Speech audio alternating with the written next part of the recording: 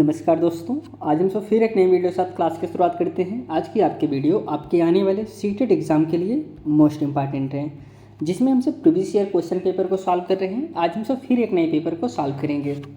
जैसा कि आप सबको पता है, सीटेट में सबसे महत्वपूर्ण कोई सब्जेक्ट है तो होता है आपका प्रीवियस ईयर क्वेश्चन पेपर। अब सबसे ज़्यादा महत्वपूर्ण प्रीवियस ईयर क्वेश्चन पेपर इसलिए होता है क्योंकि जो आपका सीटेट का एग्ज़ाम होता है वह लैंग्वेज के बेस पे होता है। कहने का तात्पर्य है, इसमें जो क्वेश्चन दिए होते हैं हमको उस क्वेश्चन को लैंग्वेज को समझना है, क्योंकि क्वेश्चन इस प्रकार से घुमा फिरा के पूछे जाते हैं। आप क्वेश्चन पढ़ेंगे, क्वेश्चन पढ़ के कन्फ्यूज हो जाएंगे कि इसमें एग्जामिनर पूछ क्या रहा है, और जो ऑप्शन दिए रहते हैं ऐसा लगेगा जैसे चार के चारों ऑप्शन सही हैं, लेकिन वहाँ पे आपको क्वेश्चन की लैंग्वेज को समझना है और चारों ऑप्शन में कौन सा ऑप्शन सबसे ज़्यादा सही है उस पर टिक करना है। तो यहाँ पे हम सब daily previous year question paper को सॉल्व कर रहे हैं। आपको इस चैनल पे 2011 से लेकर 2024 तक, जनवरी 2024 तक जितने भी आपके सीटेट के एग्ज़ाम हुए हैं सभी previous year question paper daily solve कराए जा रहे हैं। आप यहाँ पे देख सकते हैं सभी प्रीवियस ईयर क्वेश्चन पेपर यहाँ पे हैं। जिस भी सर का आपको चाहिए इस प्लेलिस्ट में आपको मिल जाएगा। इस प्लेलिस्ट को आप ज़रूर एक्सेस कर लीजिए और सेव कर लीजिए। यह प्लेलिस्ट में आपको सभी प्रीवियस ईयर क्वेश्चन पेपर मिलेंगे। आज जो पेपर हम सब सॉल्व करेंगे वह पेपर आपका 21 जनवरी 2024 में जो आपका सीटेट का एग्ज़ाम हुआ था उसी दिन ये पेपर पूछा गया था। इसके जितने पेपर 1 थे, पेपर 1 को सभी हम जितने भी सब्जेक्ट थे सभी सब्जेक्ट को कंप्लीट कर चुके हैं। आज हम सब पेपर 2 को कंप्लीट करेंगे, जिसमें हम सब कवर करेंगे जो आपके साइंस के 30 क्वेश्चन पूछे जाते हैं इसको। इसमें हम सब CDP के पेपर 2 के लिए CDP के 30 क्वेश्चन को सॉल्व कर चुके हैं। आपके जो SST के 60 क्वेश्चन होते हैं इसको भी हम सब सॉल्व कर चुके हैं। आज हम सब जो साइंस के आपके 30 क्वेश्चन होते हैं इसको हम सब सॉल्व करेंगे। तो अगर आप इस चैनल पर नए हैं तो चैनल को सब्सक्राइब जरूर करिए दोस्तों। आपके सीटेट के एग्ज़ाम के पॉइंट ऑफ व्यू से बहुत ही महत्वपूर्ण चैनल है, जहाँ पे आपको सीटेट के सभी सब्जेक्ट की थ्योरी क्लासेस साथ में साथ प्रीवियस ईयर क्वेश्चन पेपर 2011 से लेकर 2024 तक, इसके बाद जो प्रैक्टिस सेट क्वेश्चन जो कि आपके संभावित क्वेश्चन हैं उन सभी क्वेश्चनों को डेली सॉल्व कराया जा रहा है। आइए चलिए हम सब आगे बढ़ते हैं, क्वेश्चन की शुरुआत करते हैं। यहाँ से साइंस के क्वेश्चन शुरू होते हैं। पहला जो क्वेश्चन है,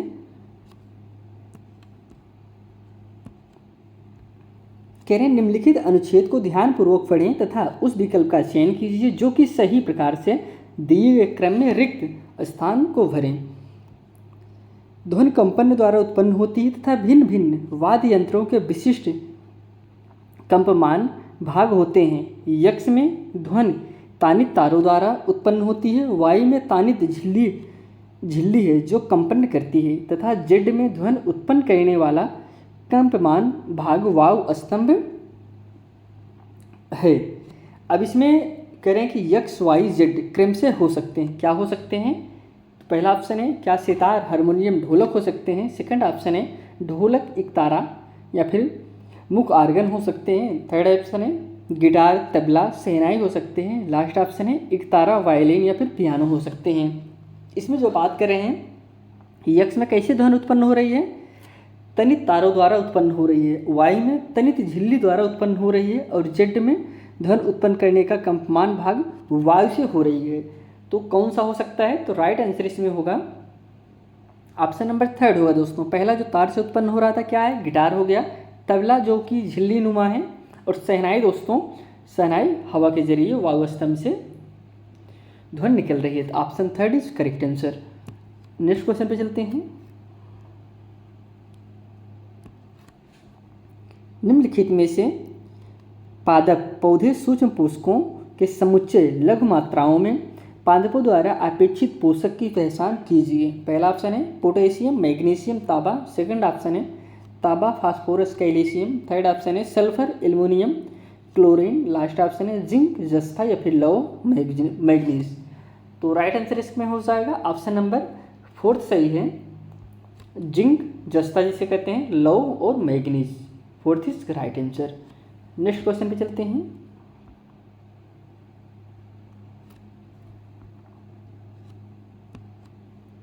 निम्नलिखित कथनों को ध्यानपूर्वक पढ़िए तथा सही विकल्प का चयन कीजिए। अब कथन ये है, रात्रि आकाश में तारे पूर्व से पश्चिम की ओर गति करते प्रतीत होते हैं। अब तर्क जो है, पृथ्वी पश्चिम से पूर्व दिशा में घूर्णन करती है। पहला ऑप्शन है ए और आर दोनों सही हैं, आर जो है एक ही सही व्याख्या करता है। सेकंड ऑप्शन है ए और आर दोनों सही हैं परंतु आर जो है एक ही सही व्याख्या नहीं करता। थर्ड ऑप्शन है ए सही है परंतु आर गलत है। लास्ट ऑप्शन है ए और आर दोनों गलत हैं। इसमें जो कि करेक्ट आंसर हो जाएगा ऑप्शन नंबर फर्स्ट सही है, ए और आर दोनों सही है, आर जो है एक ही सही व्याख्या भी करता है। नेक्स्ट क्वेश्चन पे चलते हैं।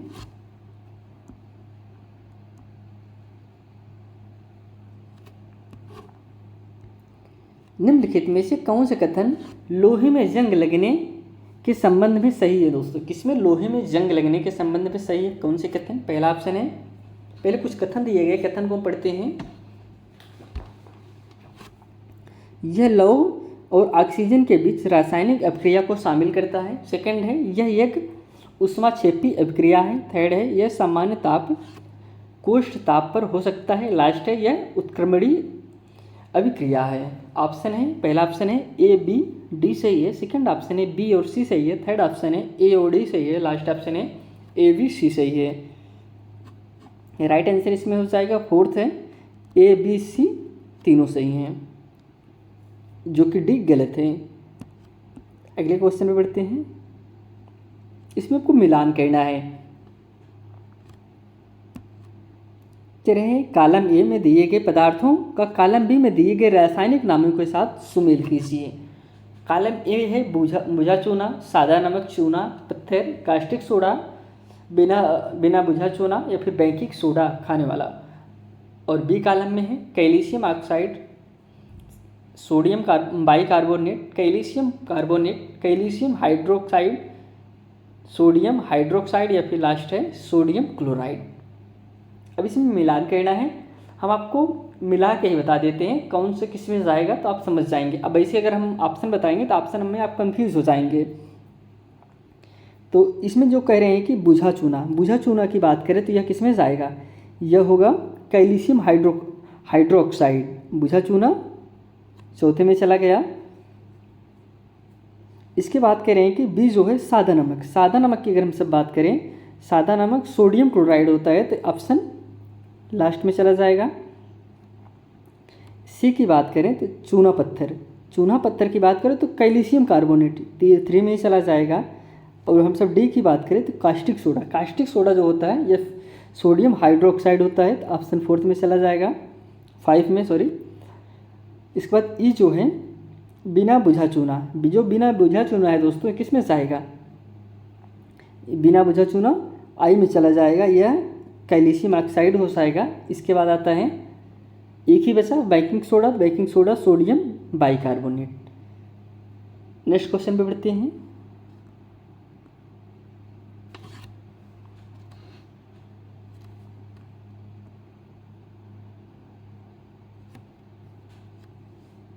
सही कथन को पहचान कीजिए। कथन ए है, तथ्य एक अवलोकन है जिसे समय पर बारंबार सही पाया गया। बी कथन है, नियम एक सिद्धांत है जिसे समय पर बारंबार सही पाया गया। ऑप्शन ए है केवल ए सही है। सेकंड ऑप्शन है ए बी दोनों सही है। थर्ड ऑप्शन है बी सही है। लास्ट ऑप्शन है ए बी में से कोई नहीं, या फिर इनमें से कोई नहीं भी कह सकते हैं। तो राइट आंसर इसमें केवल ए सही है दोस्तों, फर्स्ट इज करेक्ट आंसर। अगले क्वेश्चन पे बढ़ते हैं।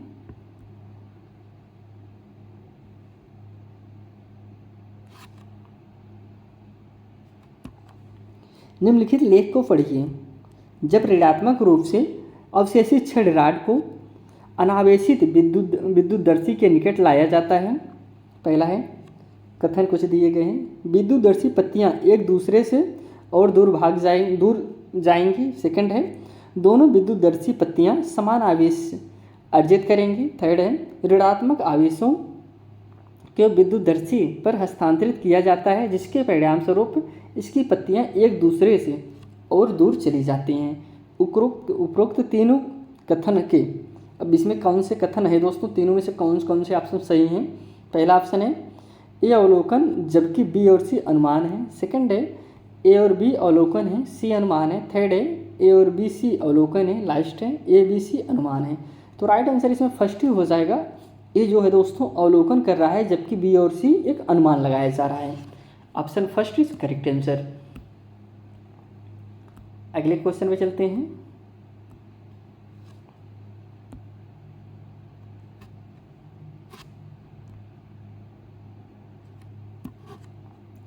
निम्नलिखित में से कौन सी गैसें अम्लीय वर्षा के लिए उत्तरदायी हैं? किसकी बात करें? अम्लीय वर्षा की बात कर रहे हैं। पहला ऑप्शन है, कुछ कथन दिए गए, कथन देखते हैं फिर ऑप्शन पे हम देखते हैं। Nitrogen, oxygen, ozone, sulphur dioxide, nitric oxide. अब जो इसमें ऑप्शन दिए गए हैं, पहला ऑप्शन है ए और बी सही है, सेकंड ऑप्शन है बी और सी सही है, थर्ड ऑप्शन है सी और डी सही है, लास्ट ऑप्शन है डी और ई सही है। राइट आंसर इसमें फोर्थ हो जाएगा, डी और ई सही है, बाकी सभी ऑप्शन गलत हैं। डी की जो बात कर रहे हैं सल्फर डाइऑक्साइड और ई की बात करें नाइट्रिक ऑक्साइड के लिए अम्लीय वर्षा उत्तरदायी होते हैं। नेक्स्ट क्वेश्चन है,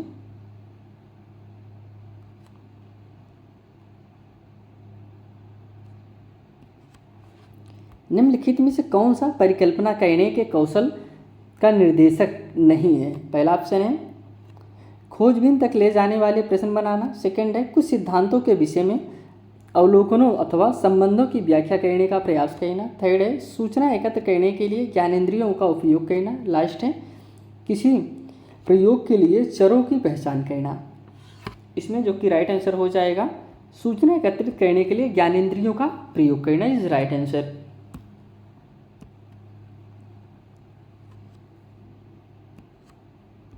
निम्नलिखित में से सही कथन की पहचान कीजिए। कथन है सामान्यतः अधातु जल के साथ अभिक्रिया नहीं करते हैं, सेकंड है सामान्यतः अधातु अम्लों के साथ अभिक्रिया नहीं करते हैं। राइट आंसर है करें, पहला ऑप्शन है केवल ए सही है, सेकंड ऑप्शन है केवल बी सही है, थर्ड ऑप्शन है ए और बी दोनों सही हैं, लास्ट ऑप्शन है ना तो ए और ना ही बी सही है। तो राइट आंसर इसमें हो जाएगा ऑप्शन नंबर थर्ड सही है, ए और बी दोनों सही हैं। अगला क्वेश्चन है,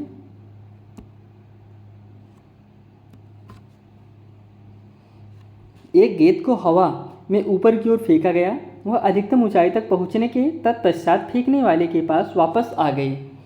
गेंद की ऊपरमुखी और अधोमुखी गति चाल के समय निम्नलिखित में से कौन सी राशियां का समान मान है? पहला ऑप्शन है त्वरण है, गुरुत्वाकर्षण बल है, विस्थापन है, गुरुत्व द्वारा किया गया कार्य है।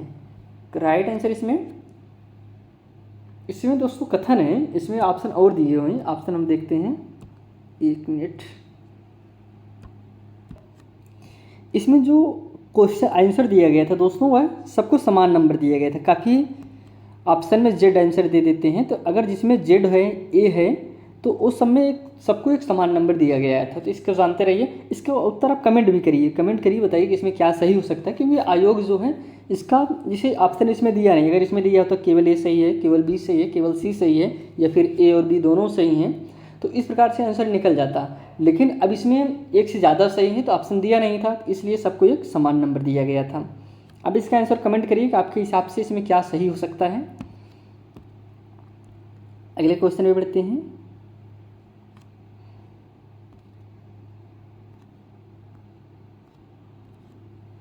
एक पिंड का रैखिक संवेग p तथा द्रव्यमान संहित यम है, गतित ऊर्जा क्या है? पहला ऑप्शन है p square m, second option है 2p स्क्वायर m, या फिर थर्ड ऑप्शन है p स्क्वायर अपान 2m, या फिर लास्ट ऑप्शन है pm।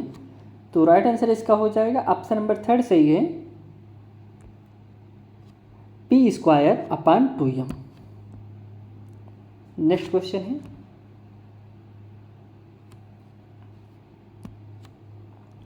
उच्च प्राथमिक स्तर पर रासायनिक अभिक्रिया की अवधारणा से विद्यार्थियों को परिचित कराने के लिए निम्नलिखित में से कौन सी अति उपयुक्त रणनीति है? पहला ऑप्शन है संयोजकता, इलेक्ट्रॉन और इलेक्ट्रॉनिक विन्यास की अवधारणा की व्याख्या करना, सेकंड ऑप्शन है रासायनिक समीकरणों को प्रतीकात्मक रूप में लिखना तथा विद्यार्थियों को अवलोकन करने के लिए कहना, लास्ट है रासायनिक अभिक्रिया को परिभाषित करना तथा उदाहरण देना, थर्ड था लास्ट है उन रासायनिक अभिक्रियाओं पर परिचर्चा करना जिनका विद्यार्थियों ने उनके जीवन में संभावित रूप से अवलोकन कर रखा है। तो राइट आंसर इसमें हो जाएगा फोर्थ इज करेक्ट आंसर। जिसका विद्यार्थियों ने अपने दैनिक जीवन में उपयोग किया है उसे हम बताएंगे तो जल्दी समझ जाएंगे। तो option fourth is correct answer. अगला जो क्वेश्चन है, निम्नलिखित में से उन जंतुओं का समुच्चय कौन सा है जो सभी बाह्य निषेचन को दर्शाते हैं। पहला ऑप्शन है मुर्गी, छिपकली, तितली। सेकंड है छिपकली, तितली, मेढक। थर्ड है तितली, मेढक, मछली। लास्ट है मेढक, मछली, स्टारफिश। तो राइट आंसर इसमें हो जाएगा ऑप्शन नंबर फोर्थ सही है, मेढक, मछली और starfish is right answer. Next question है, इसमें भी आपको मिलान करना है तो लेकिन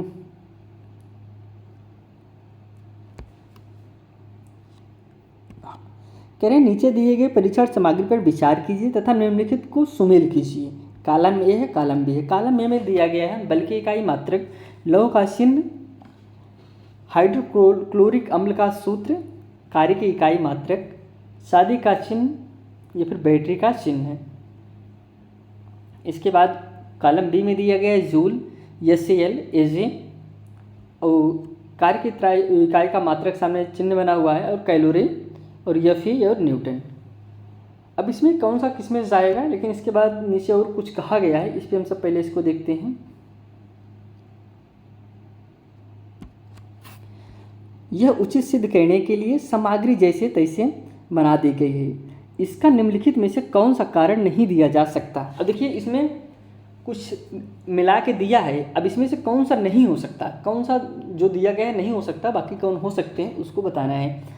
कह रहे हैं कॉलम ए में किसी प्रविष्टि के लिए कॉलम बी में अधिकतम 2 युक्तियाँ प्रविष्टियाँ हैं। सेकंड है कॉलम ए में कॉलम बी में असमान प्रविष्टियाँ हैं। थर्ड है मिलते हुए युग्मों का सरलता से अनुमान लगाया जा सकता है। लास्ट है प्रविष्टियों के बीच में विसंगत है। तो करेक्ट आंसर इसका हो जाएगा सेकंड सही है दोस्तों, कॉलम ए और बी में असमान प्रविष्टियाँ हैं। इसमें कौन सा है, लव और यसील जो है यह असामान्य है। नेक्स्ट क्वेश्चन पे चलते हैं।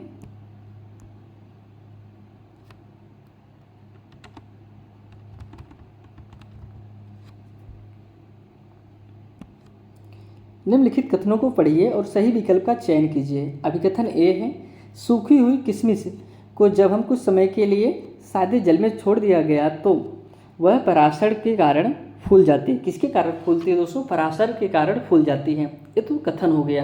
तर्क जो दिया गया है पादप कोशिकाओं में ऋणात्मक रूप से पारगमय कोशिका झिल्ली होती है।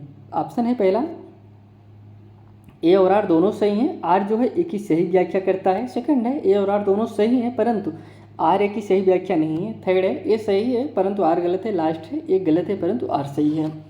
तो करेक्ट आंसर इसमें हो जाएगा ऑप्शन नंबर फर्स्ट सही है। दोनों ही ऑप्शन सही हैं, ए और आर सही है और ए जो है आर की सही और आर जो है एक ही सही व्याख्या भी करता है।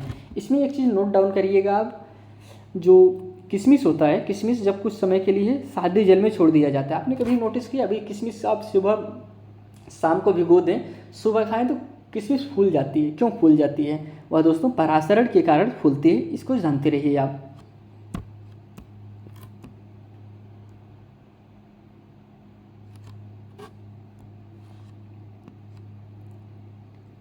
उच्च प्राथमिक स्तर पर अभावजन्य रोग विषय को प्रस्तुत करने के लिए निम्नलिखित में से कौन सी सबसे उपयुक्त रणनीति होगी। पहला है संतुलित आहार की परिभाषा प्रदान करना तथा अभाव के कारण अभाव की अवधारणा को प्रस्तुत करना।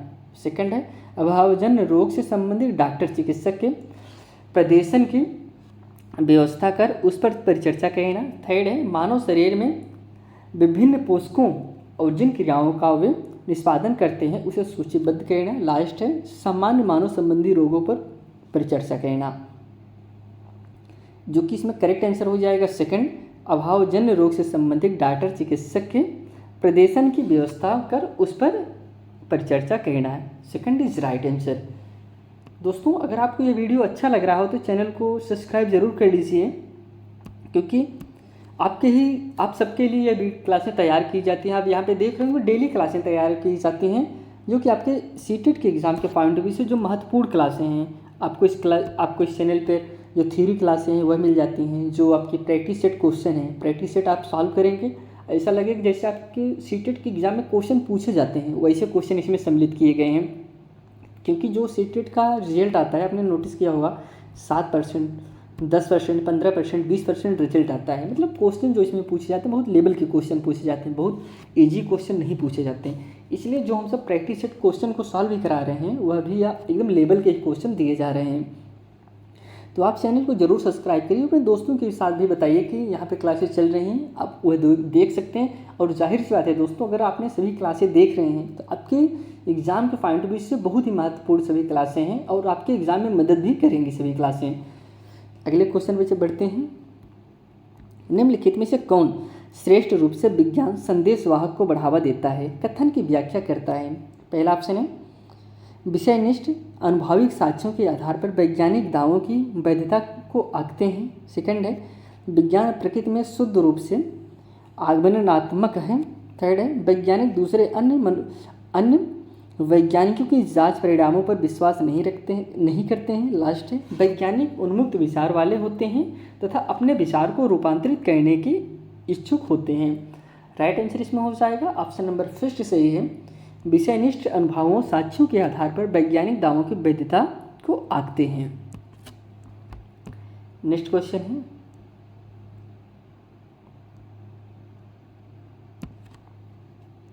क्षैतिज अनुप्रस्थ मेज टेबल पर पड़े हुए एक डिब्बे बॉक्स का द्रव्यमान संयुक्त 50 ग्राम है। उस पर लगने वाले बलों का संबंध में निम्नलिखित में से कौन सा कथन सही है? G बराबर 10 m/s²। पहला है उस पर कोई बल कार्य नहीं करता है। सेकंड है अधोमुखी दिशा में उस पर 5N का असंतुलित बल कार्य करता है। थर्ड है संतुलित बलों का एक युगल उस पर कार्य करता है। लास्ट है ऊपरमुखी दिशा में उस पर 5N का असंतुलित बल कार्य करता है। तो जो कि इसमें करेक्ट है थर्ड ऑप्शन हो जाएगा, असंतुलित बलों का एक युगल पर उस पर कार्य करता है। Option third is correct answer. अगले क्वेश्चन पे बढ़ते हैं।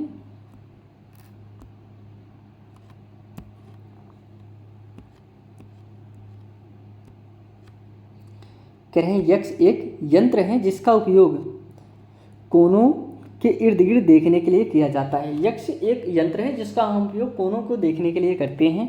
वाई के सिद्धांत पर आधारित है। यक्ष वाई क्रम से है, वाई के सिद्धांत पर आधारित है और यक्ष एक यंत्र है। तो क्या इनका संबंध कैसा है? यक्ष वाई क्रम से क्या है? पहला ऑप्शन है दूरदर्शक टेलीस्कोप परावर्तन। सेकंड है बहुरूपदर्शी अपवर्तन। थर्ड है परिदर्शी परावर्तन। लास्ट है परिदर्शी प्रतिकीर्ण। करेक्ट आंसर इसका हो जाएगा ऑप्शन नंबर थर्ड, परिदर्शी परावर्तन इज राइट आंसर। यक्ष और वाई गाढ़े काले द्रव्य हैं जिनका प्रयोग सड़कों को पक्का करने के लिए किया जा सकता है। यक्ष पेट्रोलियम से व्युत्पन्न है तथा वाई कोयले से व्युत्पन्न है। निम्नलिखित में से कौन सा क्रम से यक्ष वाई हो सकता है? इसमें कह रहे हैं कि यक्ष वाई दो गाढ़े काले पदार्थ हैं, एक जो प्राप्त किया जाता है पेट्रोलियम से किया जाता है यक्ष को, और वाई को कोयले से प्राप्त किया जाता है, जिनका उपयोग सड़कों को काला करने के लिए किया जाता है जब सड़कें बनती हैं। पहला ऑप्शन है बिटुमेन कोल तार। सेकेंड है कोल तार या फिर चारकोल। थर्ड है चारकोल बिटुमेन या फिर कोल तार बिटुमेन। तो अब इसमें आपको समझना होगा जो इसमें पूछ रहा है। एक तो होगा जो आपका कोयले से बनता है, एक तो होगा जो पेट्रोलियम से मिलता है। तो राइट आंसर इसमें हो जाएगा ऑप्शन इसमें फर्स्ट सही है, बिटुमेन और कोल तार।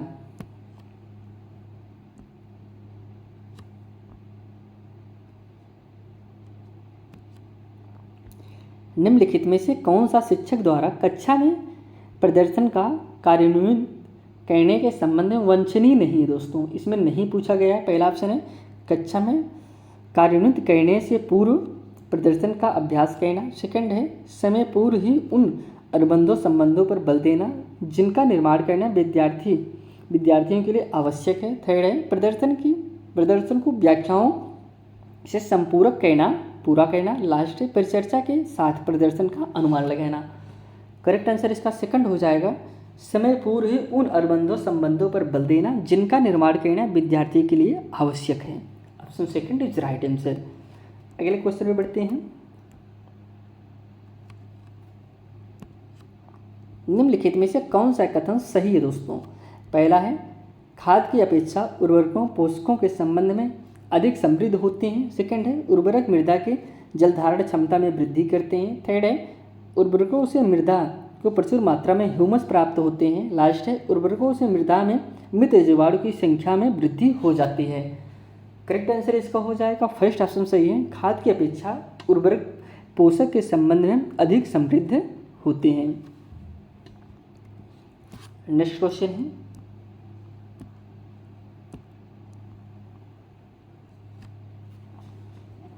अगला जो क्वेश्चन है मिलान करना है। कह रहे उस समुच्चय को ढूंढिए जो कि कॉलम ए पादपों का उनके द्वारा प्रदर्शित अलैंगिक जनन की विधि के साथ सही प्रकार से सुमेल करता है। पहला कॉलम ए है गुलाब, इष्ट खमीर, फैन या फिर स्पाइरो गायरा। कॉलम बी है मुकुलन, बीजाणु रचना, खंडन या फिर परागण या फिर कायिक प्रवर्धन। अब इसमें जो मिलान करना है मिला के ही आपको बता देते हैं ताकि आपका कंसेप्ट क्लियर हो जाए। अभी आपको हम ऑप्शन चारों ऑप्शन देंगे तो आप कंफ्यूज हो जाएंगे। क्वेश्चन नंबर 84 है। कह रहे हैं गुलाब जो है गुलाब क्या है ये कायिक प्रवर्धन में जाएगा, लास्ट में चला जाएगा। अब भी जो है इष्ट किस में जाएगा? ये मुकुलन में जाएगा, फर्स्ट में जाएगा। फर्ण किस में जाएगा? फर्ण जो जाएगा ये बीजाणु रचना में जाएगा। इसके बाद स्पाइरो गायरा जो किस में जाएगा? ये आपका थर्ड में जाएगा, खंडन में जाएगा। अगले क्वेश्चन में बढ़ते हैं।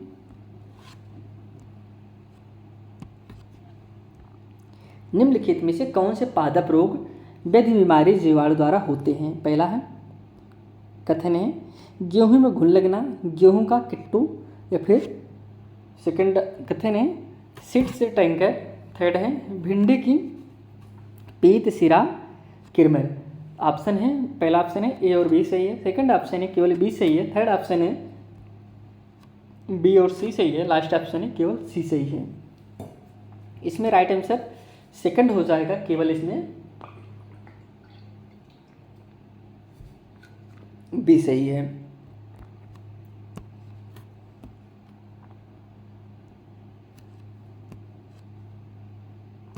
अगला जो क्वेश्चन है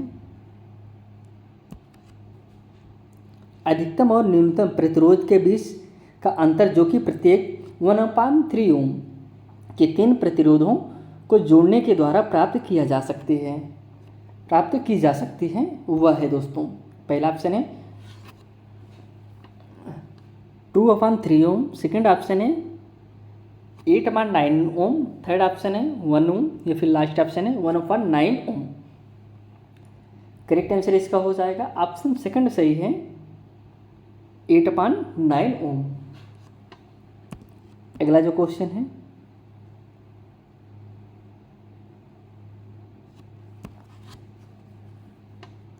एक शिक्षिका अपने कक्षा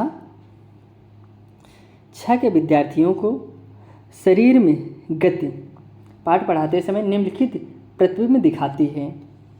पहला ऑप्शन है, अब कथन पहले दिया गया है, कथन हम समझेंगे, एक मिनट। हाँ, कुछ प्रतिबिंब दिखाती है, शरीर की गति का पाठ पढ़ा रही है। जल यात्रा करती नाव, तैरती मछली और एक उड़ता हवाई जहाज। वह तत्पश्चात विद्यार्थियों को प्रतिबिंबों की आकृति एवं गति के प्रकार को प्रतिबिंबित करने के लिए कहती है। उत्तर देने के लिए विद्यार्थी द्वारा निम्न में से किनको संभावित रूप से नियोजित किया जा सकता है। पहला है कथन है वर्गीकरण। सेकंड ऑप्शन है अवलोकन। थर्ड है आगमनात्मक तर्कशीलता। लास्ट है मापन। पहला ऑप्शन हो जाएगा ए और बी सही है। सेकंड ऑप्शन है बी और सी सही है। थर्ड ऑप्शन है सी और डी सही है। लास्ट ऑप्शन है ए और डी सही है। तो राइट आंसर इसका हो जाएगा ऑप्शन नंबर सेकंड सही है, बी और सी सही है। अगले क्वेश्चन में बढ़ते हैं। कहा जा सकता है कि निम्नलिखित में से सभी में बीज प्रकीर्णन ने पादपों को लाभ पहुंचाया है, सहायता की है, सिवाय। पहला ऑप्शन है अतिसंकुलता। सेकंड ऑप्शन है सूर्य के प्रकाश जल एवं खनिज के लिए प्रतिस्पर्धा टालने के। थर्ड है नए आवासों में अपनी पकड़ बनाने के। लास्ट है नई किस्में उत्पन्न करने में। राइट आंसर इसमें हो जाएगा ऑप्शन फर्स्ट सही है, अति संकुलता।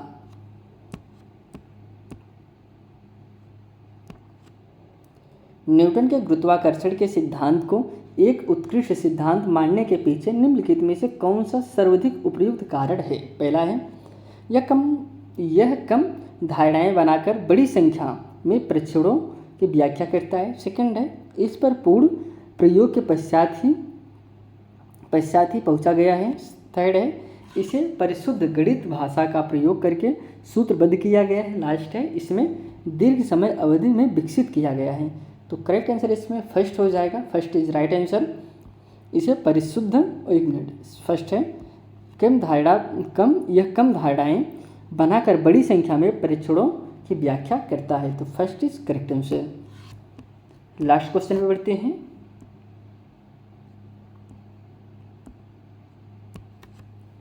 निम्नलिखित कथनों को ध्यानपूर्वक पढ़िए तथा सही विकल्प का चयन कीजिए। यशवंत रेयान एक संश्लिष्ट तंतु है। सेकंड है H2 रेयान को बिना किसी प्राकृतिक कच्चे माल के प्रयोग के बनाया जाता है। पहला ऑप्शन है यश1 या H2 दोनों सही हैं। सेकंड है यश1 सही है, H2 गलत है। लास्ट है यश1 गलत है, H2 सही है। थर्ड था, लास्ट है यश1 H2 दोनों ही गलत हैं। करेक्ट आंसर इसमें सेकंड हो जाएगा, यश1 सही है, H2 गलत है। यहाँ पे हम सब जो आपके साइंस के 30 क्वेश्चन थे वो 30 क्वेश्चन कवर किए हैं। आपका यह पेपर 21 जनवरी 2024 में जो आपका सीटेट का एग्ज़ाम हुआ था इसी दिन पेपर पूछा गया था। यह पेपर आपका पेपर 2 है। आपको 2011 से लेकर 2024 तक जिस भी ईयर का आप क्वेश्चन पेपर को सॉल्व करना है आपको इस प्लेलिस्ट को एक्सेस कर लीजिए। इस प्लेलिस्ट में आपको सभी क्लासें मिल जाएंगी, वहाँ से जाके आप देख सकते हैं। तो यह क्लास यहीं समाप्त करते हैं। आपसे फिर एक नई वीडियो मिलते हैं। तब तक के लिए दोस्तों धन्यवाद।